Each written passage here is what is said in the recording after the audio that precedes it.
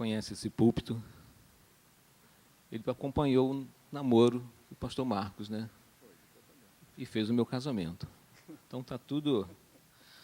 Então, vamos orar mais uma vez para que o pastor Amaral seja um instrumento de Deus essa noite para o seu coração, para a sua vida. Amém? Misericordioso Pai, nós queremos te agradecer por mais esse momento que o Senhor nos concede de ouvir a tua vontade através do teu servo. Amém. Que o Senhor o conduza, que o Senhor o use. Amém, Senhor. É a nossa oração, em nome do Senhor Jesus Cristo. Amém. Amém, Senhor.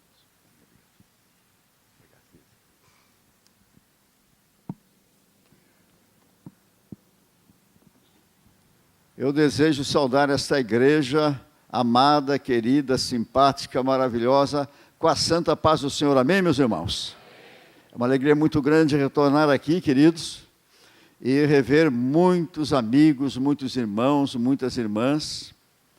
Agradeço a Deus por ter conhecido também, além do pastor Marcos e a Soraya, que vi o namoro deles, acompanhei o namoro deles, não é? Também acompanhei o namoro do Vilmar e da Márcia, não é? Deus abençoe, viu? Também acompanhei o namoro, meus irmãos, do Everaldo e da Roseli, não é? Que estão lá. Meus irmãos, a mulher de Deus, a mulher abençoada, consegue ter uma percepção, consegue ter uma visão impressionante, meus irmãos. Quando chegou o Everaldo, quando chegou esse jovem pastor que aqui está, as suas queridas, amadas, viram no além, meus irmãos. Viram muito longe, viu? Muito longe. Eles não chegaram assim como os irmãos conhecem, homens convertidos, abençoados, não.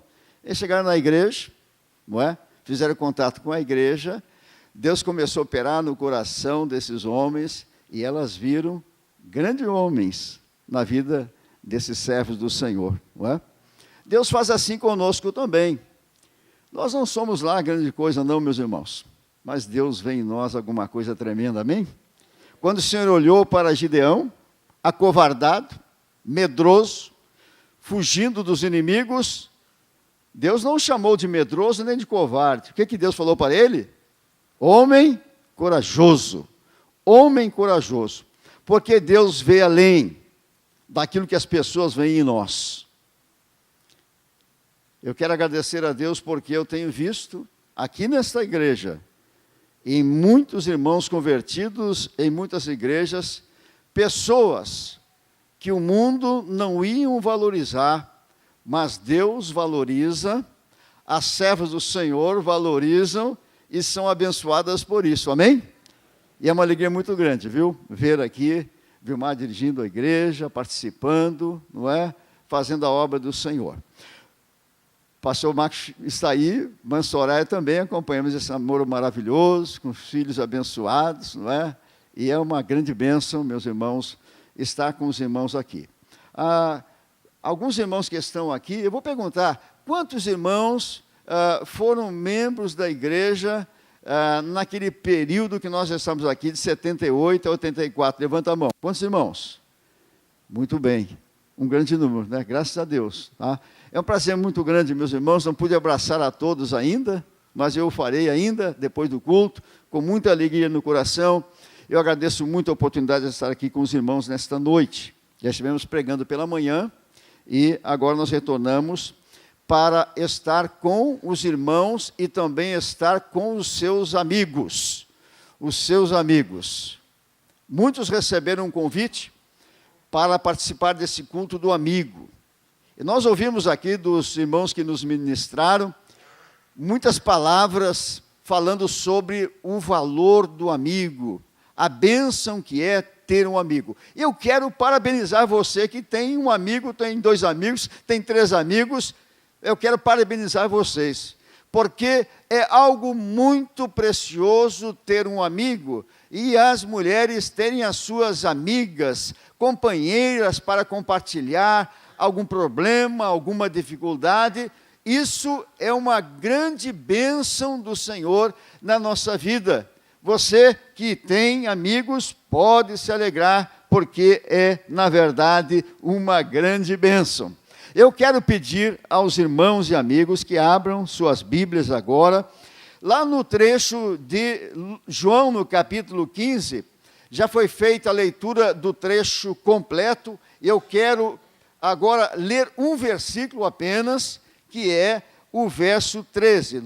João, capítulo 15, no verso 12. Diz assim a palavra de Deus: ninguém tem maior amor do que este, de dar alguém a própria vida em favor dos seus amigos. Ninguém tem maior amor do que este, de dar alguém a própria vida em favor dos seus amigos. Nós temos, nas músicas que nós ouvimos, em diferentes gerações, letras que falam a respeito do amigo. Um tempo, outrora, não sei quantos ouviam aquela música que falava que amigo, irmão, camarada. Amigo, irmão, camarada. Outra música mais próxima, mas não muito próxima, dizia: amigo é para se guardar no lado esquerdo do peito. Guardar no coração, guardar no lado direito da força, guardar no lado esquerdo do coração, guardar no peito e poder dizer que nós temos um amigo do peito, um amigo camarada para compartilhar conosco as dificuldades da vida, dar ideias, projetar coisas gostosas e também projetar planos importantes para todos nós. A Bíblia diz: o amigo ama em todo o tempo. Vamos dizer juntos? O amigo ama em todo o tempo. Não é somente para um tempo das nossas vidas, o tempo da saúde, né? O tempo de festa. O amigo ama em todo o tempo. Outro versículo da palavra do Senhor diz: mas há amigo mais chegado que um irmão. E é verdade. Há amigos mais chegados que irmãos da própria casa. E nós podemos perceber que, muitas vezes, os nossos próprios irmãos de sangue não são tão amigos como os verdadeiros amigos, aquele que nós escolhemos para compartilhar, quem sabe, uma vida inteira conosco, falando, conversando, rindo, chorando, aquela comunhão gostosa que nós temos com os amigos e as mulheres com as suas amigas também. E muitas vezes nós vemos com muita tristeza, em momentos aí de um inventário, como os irmãos não são tão amigos como deveriam ser. Ter um amigo é uma bênção. Se você tem um amigo, ao menos um amigo, se você, irmã, tem uma amiga, ao menos uma amiga, você pode ter alegria no coração, porque não tem preço uma amizade. É coisa muito preciosa. Eu me lembro de uma ilustração que falava a respeito de dois jovens que passaram a infância brincando juntos e jogando bolinha de gude, que não existe mais, não é? E brincando. Eu não sei se alguém brincou alguma vez esse tipo de brincadeira. E os meninos, eles discutem e brigam, e dura aquilo por meia hora. Depois estão jogando novamente, estão brincando, porque ali está se estabelecendo uma amizade sincera, uma amizade firme. Depois, esses meninos cresceram, foram à adolescência, e ambos se inscreveram, se alistaram no exército para servir o exército. E aconteceu que eles foram para a guerra.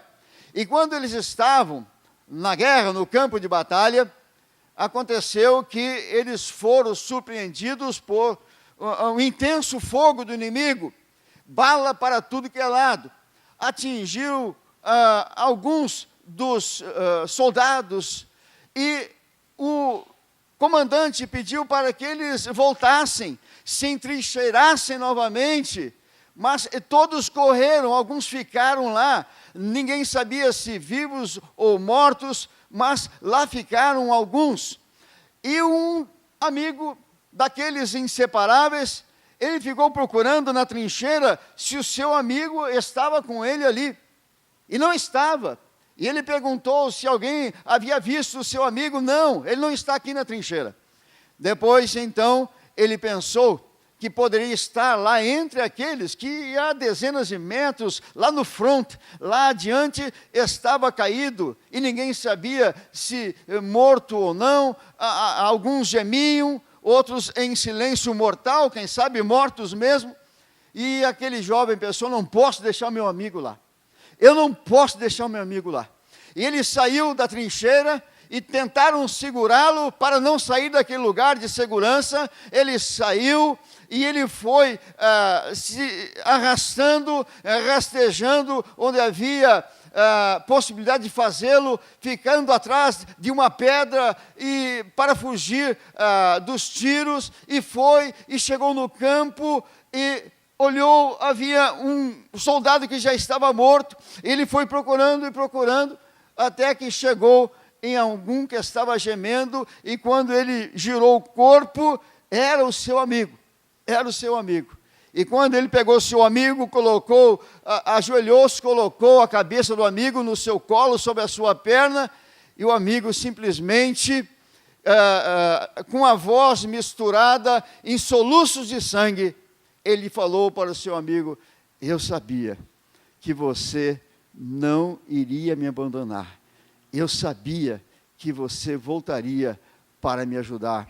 E imediatamente, depois dessas palavras, ele morreu. Você já imaginou se aquele amigo frustrasse a expectativa do seu amigo? Ele morreu, na verdade, mas ele não morreu com o sentimento de que a amizade era balela. Ele não morreu com o sentimento de que a amizade trazia no seu bojo de vida a traição, o descaso. Ele partiu, mas partiu com o gesto do amigo, o verdadeiro amigo. Como é bom ter amizade. Como é bom poder confiar na pessoa, abrir o coração. Sabemos que é muito difícil para o outro ser humano ser tudo aquilo que esperamos dele, porque da mesma forma, alguém espera de nós a mesma coisa, espera lealdade, espera fidelidade, espera um gesto que valorize a vida e valorize a amizade também. A palavra de Deus é cheia de encontros de amizade. A palavra de Deus nos ensina tantas coisas, inclusive até sermos amigos. E também conservarmos as nossas amizades. A palavra de Deus nos fala a respeito de Davi, que teve um gesto maravilhoso para com o filho de um amigo seu. Davi era amigo de Jonatas. O pai de Jonatas, o rei Saul, não gostava de Davi, porque o Senhor já havia dado a Davi, então, a unção, a promessa do trono do povo de Deus. E Saul, que estava governando, não podia admitir qualquer coisa nesse sentido. E ele tentava sempre fazer mal a Saul. Mas o filho de Saul, Jonatas, tinha amizade, e também Davi tinha amizade para com ele. Houve um momento em que Saul e Jonatas foram mortos ao fio da espada. E diz a palavra de Deus que Davi, depois, no trono, já estava reinando o povo, vitorioso nas batalhas. Ele pensou um dia, será que há alguém da família de Saul, mesmo sendo seu inimigo, da família de Jonatas, para que eu possa usar de benevolência para com ele, para mostrar um gesto de amizade, um gesto de amor para com o filho ou para com uma filha de um amigo? E procurou saber, e alguém informou que havia. Mas diz a palavra de Deus que naquele tempo o defeito físico era muito acentuado. O defeito físico era visto como uma maldição. Ninguém se aproximava de uma pessoa que tinha defeito físico. Até mesmo os animais para o sacrifício precisavam ser perfeitos. E naquele tempo ninguém dava atenção alguma a quem tivesse um defeito físico.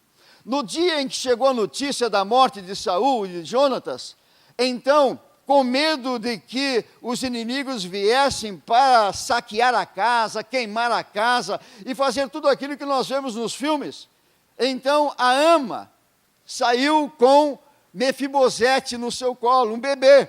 E ela tropeçou, caiu e deixou cair Mefibosete também, que bateu com muita violência no chão, e então ele ficou coxo.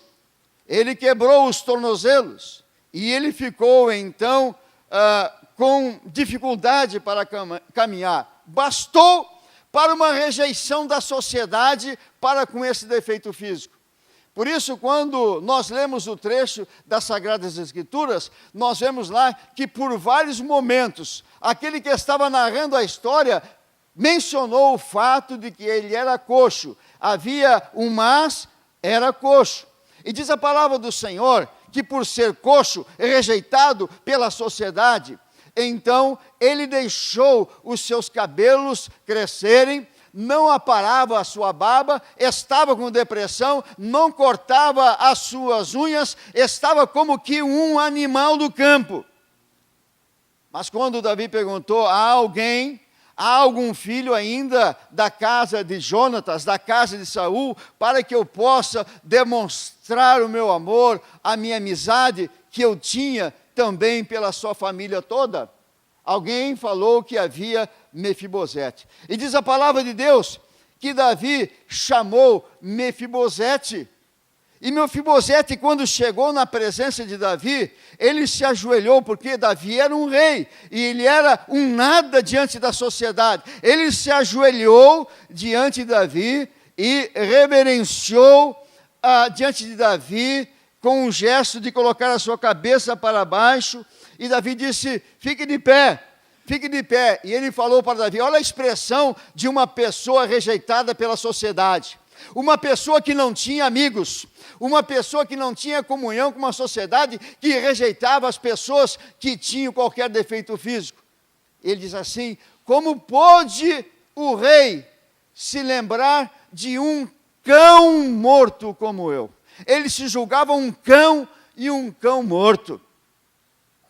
E Davi disse: você terá tudo o que seu avô teve, que seu pai teve, eu vou dar para você. Os bens todos voltarão para você.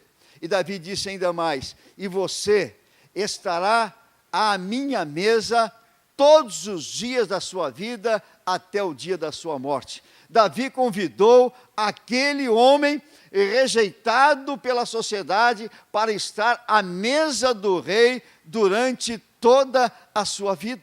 Meus irmãos e meus amigos, isso é uma grande amizade. Como é bonito uma amizade. Como é bonito a demonstração de amor, de afeto, de carinho, fazer um bem para alguma pessoa. E diz a palavra de Deus que Mefibosete comeu à mesa do rei com os seus familiares todos os dias da sua vida. Davi tinha muitos defeitos, mas Davi sabia ser muito leal com os seus amigos. Houve uma outra oportunidade que Davi demonstrou o seu amor de uma maneira tremenda. Eu quero ler com os irmãos essa passagem. Você que tem Bíblia, vamos ler a palavra do Senhor, e ao mesmo tempo que pregamos e ouvimos a pregação, vamos também ler um pouco da palavra do Senhor. Abra sua Bíblia em 2 Samuel, no capítulo 23. 2 Samuel, capítulo 23, versos 14 a 17. Eu leio aqui no verso 3, a partir do verso 3. Essa história é uma história muito linda de amizade, de Davi para com os seus valentes e dos valentes de Davi para com Davi também. Segundo livro de Samuel, no capítulo 23, a partir do verso 3, diz assim a palavra do Senhor: também 3 dos 30 cabeças desceram, e no tempo da cega foram ter com Davi a caverna de Adulão. Você conhece, já ouviu falar na caverna de Adulão? Com certeza. E uma tropa de filisteus se acampara no vale dos Refaíns. Davi estava na fortaleza e a guarnição dos filisteus em Belém. Preste bem atenção aqui no verso 15. Suspirou Davi e disse: quem me dera beber da água do poço que está junto à porta de Belém. Ele simplesmente falou pensando. Simplesmente ele sentiu muita sede. Ele sentiu necessidade, sentiu saudade da água do poço que estava à porta da cidade de Belém. Simplesmente ele balbuciou essas palavras, ele falou como que pensando, e imediatamente o que aconteceu? Então, ele não pediu nada a ninguém. Então aqueles 3 valentes romperam pelo acampamento dos filisteus e tiraram água do poço junto à porta de Belém e tomaram-na e a levaram a Davi. E Davi não a quis beber, porém derramou como libação ao Senhor, ou seja, derramou como oferta a Deus. E ele disse: longe de mim, ó Senhor, fazer tal coisa. Beberia eu o sangue dos homens que lá foram com perigo de sua vida, de maneira que não a quis beber. Que prova de amor, que gesto de amor dos valentes de Davi, e também de Davi não quis beber aquela água. Disse: não, eu não mereço. Eu não mereço. Esses homens arriscaram a vida para buscar água que eu nem pedi, simplesmente porque apenas desejei, estava com sede, e recordei daquela água gostosa da minha cidade. Eles foram, arriscaram suas vidas, passando no meio dos filisteus. Eu não posso beber essa água, eu vou oferecer como uma grande oferta ao meu Deus, que eles me ofereceram, custou o sangue deles, mas eu ofereço ao Senhor. E meus irmãos, esses valentes de Davi, eles foram conquistados de que maneira? Por isso, pastor Marcos, quando nós vemos pessoas que têm um grande valor para Deus e que a sociedade não percebe, nós precisamos como gente, aprender as lições da vida. Eu mencionei pessoas aqui que, se não fosse o amor de Deus, e não fosse a graça do Senhor, não fosse o amor da igreja, a busca incessante pelo pecador lá fora, eles não estariam hoje trazendo bênçãos à nossa vida. Sabe onde Davi encontrou esses homens? Na caverna de Adulão. Na caverna de Adulão. A caverna de Adulão, meus irmãos, era um lugar em que Davi lá chegou para se esconder da perseguição do inimigo. E diz a palavra do Senhor que lá nesse lugar vieram homens endividados. Isso está em 1 Samuel no capítulo 22. É bom você recordar aqui, 1 Samuel no capítulo 22. Davi esconde-se em Adulão e em Moabe. Davi retirou-se dali e refugiou-se na caverna de Adulão.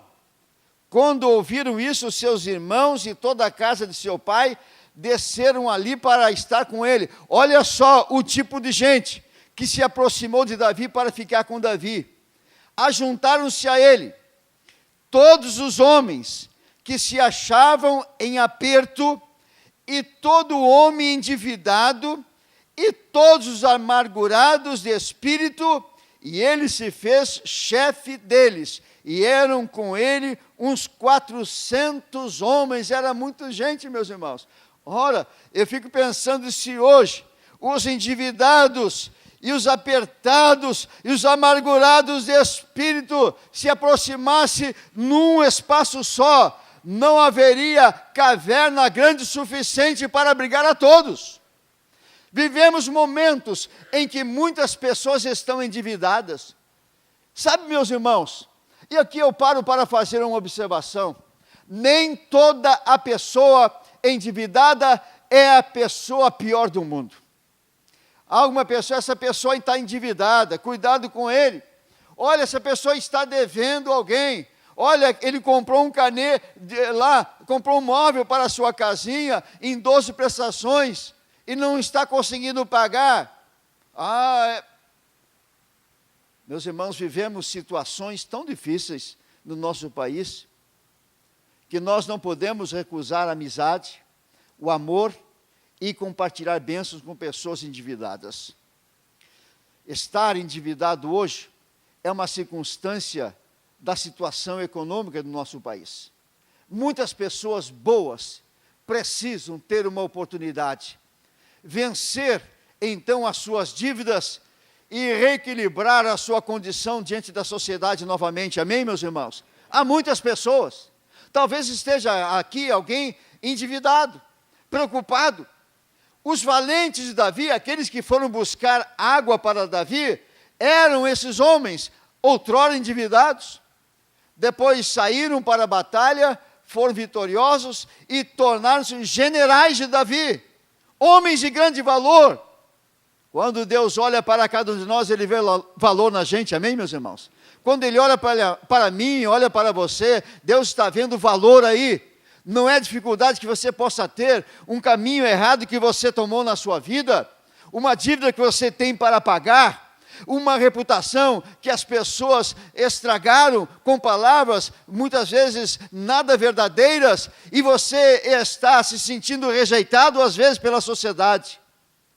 Há uma oportunidade em Cristo Jesus, há uma oportunidade, e hoje nós estamos aqui para dizer que o Senhor Jesus Cristo é esse amigo, que vai fazer um milagre na nossa vida, e vai transformar a nossa vida, e vai nos fazer levantar a cabeça no meio da sociedade, porque Deus faz maravilhas em nossa vida, amém?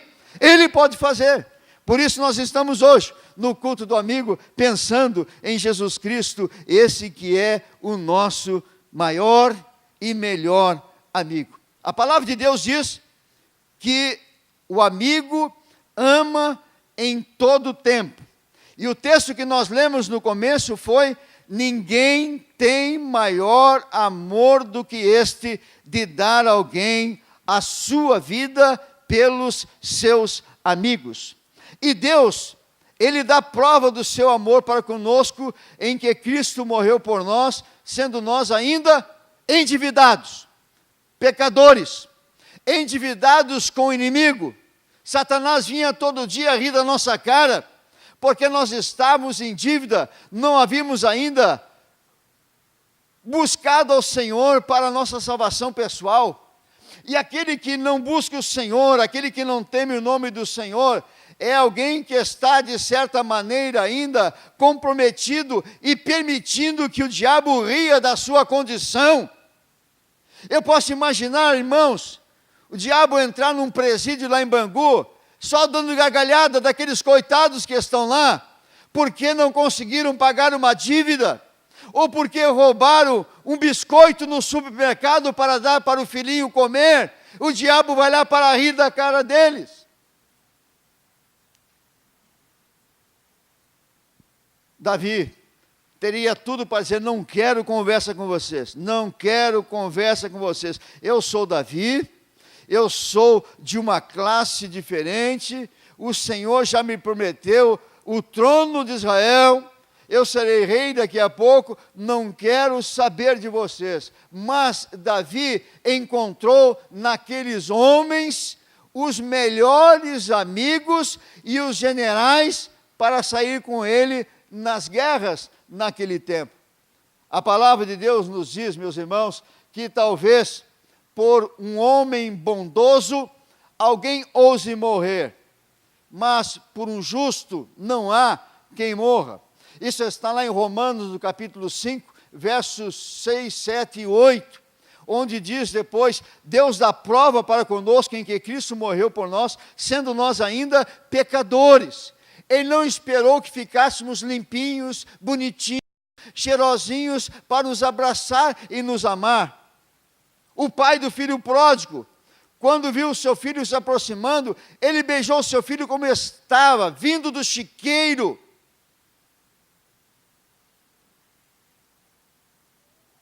Porque um amigo verdadeiro é algo que tem muito valor. Mas eu quero dizer para você, o melhor amigo seu, ele pode ir com você toda a vida lhe ajudando, toda a vida compreendendo você, e você compreendendo também as suas atitudes, aquela amizade sincera e bonita. Mas o amigo pode ir conosco só até o túmulo. Eu nunca vi um amigo pular para dentro do túmulo com o seu amigo que partiu.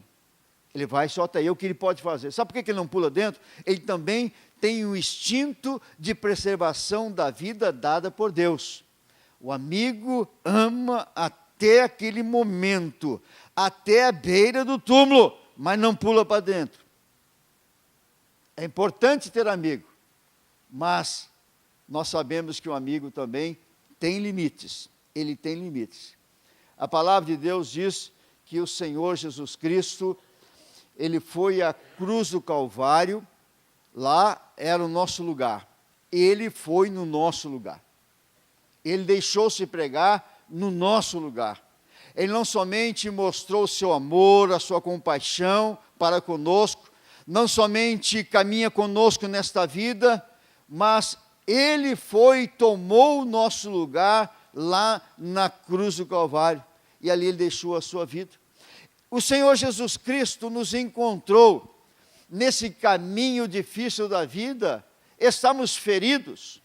Há quantas pessoas foram encontradas na esquina da vida por Satanás, e porque falharam em alguma coisa, Satanás trouxe a esta vida e fez essa vida um verdadeiro inferno. E essa pessoa, para aliviar as dores dessa vida, da rejeição de todos, passou a usar droga, está no vício, fez tanta coisa errada e fez loucuras e absurdos. Mas para Deus sempre há esperança para essa pessoa. E o Senhor Jesus Cristo nos encontra aí caídos na vida, Ele nos recebe. Ele nos diz que vem nos buscar. Há um hino que anotei a estrofe aqui, não sei quantos irmãos lembram de cantar esse hino, mas diz assim: buscou-me com ternura, Jesus, o bom pastor, achou-me na miséria, salvou-me com amor. A outra estrofe diz: ferido e abandonado, Jesus me socorreu, e segredou-me, achei-te, de agora em diante és meu. De agora em diante és meu. Nós cantamos uma música, né, Douglas? És meu, de agora em diante és meu. Essa expressão, e segredou-me, achei-te, encontrei-te, é hora de voltar. Filho, volta para casa. Filho, retorne para casa. O Senhor nos busca com a ternura, a ação do Espírito Santo trabalhando em nossas vidas, e não há causa perdida para o Senhor nosso Deus. Cada um de nós tem um potencial para que Deus faça de nós pessoas santas, pessoas úteis, pessoas que trabalham na causa do Senhor, bons maridos, boas esposas, bons filhos, boas filhas, mas nós precisamos ser encontrados pelo Senhor nosso Deus. O Senhor, quando nos encontra, faz como Davi fez com Mefibosete. Mefibosete foi levado à mesa do rei. Jesus, quando nos encontra, Ele nos leva à sala do banquete e nos prepara diante de nós um banquete espiritual, duradouro, perpétuo, quando estaremos na presença do Senhor. A dívida que nós tínhamos para pagar, diz a palavra de Deus, que o Senhor Jesus Cristo, quando morreu na cruz do Calvário, em nosso lugar, Ele pegou aquela cédula, Ele pegou aquela duplicata de dívida que era contra nós. Era o diabo que reclamava pelos nossos pecados, pelas nossas faltas, pelos nossos descaminhos, pelo nosso afastamento de Deus, pelo nosso sofrimento, pela nossa miséria espiritual. Então o Senhor Jesus Cristo, diz a palavra do Senhor, que Ele cravou, que Ele pregou na cruz do Calvário, para que o diabo jamais e nunca mais levantasse o seu dedo sujo contra nós, dizendo e reclamando alguma coisa, porque na cruz do Calvário os nossos pecados foram todos perdoados. Amém, meus irmãos? Foram todos perdoados. E agora o diabo não tem mais como pegar aquela cédula, aquela dívida, aquela duplicata que era contra nós. Não está mais com ele. Foi cravado na cruz do Calvário. E nós podemos nos alegrar, porque nessa atitude do Senhor Jesus Cristo está o seu perdão para todos os nossos pecados. Não tínhamos como pagar. Não tínhamos como pagar. E o Senhor Jesus Cristo pagou em nosso lugar por todos os nossos pecados. Eu me lembro de uma ilustração muito antiga, que dizia que naquele tempo em que os médicos da família, os médicos clínicos gerais que atendiam todo tipo de enfermidade, e aqueles médicos bondosos, aqueles médicos queridos, aqueles médicos que olhavam para a situação dos seus clientes, dos seus pacientes, e havia um médico já muito idoso, e ele tratou de muitas pessoas, e as pessoas eram tratadas porque ele tratava das pessoas mesmo quando não tinham nada para pagar, tratava, porque ele havia feito um juramento para tratar as pessoas e cuidar das pessoas. E diz que esse médico então morreu, e a sua esposa, conhecendo a sua vida, o seu trabalho, sabia que muitos clientes não tinham como pagar. E sabiam que ele havia amado a todos e curado a todos. Mas de repente aquela mulher pensou, mas não é possível. Ele tratou de tantas pessoas, tratou do padeiro, tratou do açougueiro, tratou do filho da dona fulana, tratou daquela pessoa que mora na roça, mas agora eu vou ficar sem esse dinheiro. E ela procurou um advogado dizendo, olha, ele tratou desse, tratou daquele, dezenas e dezenas de pessoas, está aqui o caderninho dele. Mas o advogado falou então, disse aqui, não adianta, não dá para cobrar nada não. Porque aqui embaixo de cada nota, embaixo de cada cálculo do total das consultas, está escrito aqui, perdoado, pois não pode pagar. Perdoado, não pode pagar. Perdoado, não pode pagar. Se ele perdoou, a senhora não pode receber nada. Ele que é o profissional, ele que tratou das pessoas, e a senhora não pode receber nada. A nossa dívida foi perdoada, foi paga pelo Senhor Jesus Cristo.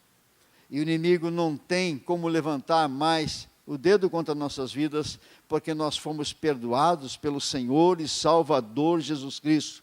Ele veio a este mundo para nos perdoar e nos garantir a vida eterna. Nós vemos que o amigo é importante, mas o amigo tem limite. O Senhor Jesus Cristo assume o nosso lugar, e o Senhor Jesus Cristo corta todo tipo de acusação que o diabo possa ter contra as nossas vidas.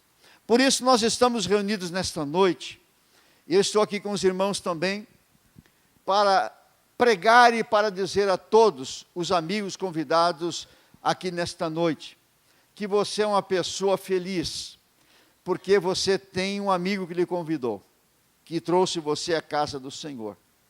Você é uma pessoa feliz porque tem alguém que se preocupa por você, que cuida de você e quer dar o melhor para você. Ele quer dar para você aquilo que, pelo muito que ele o ama, pelo muito que ela a ama, ele não pode dar, ele não pode fazer.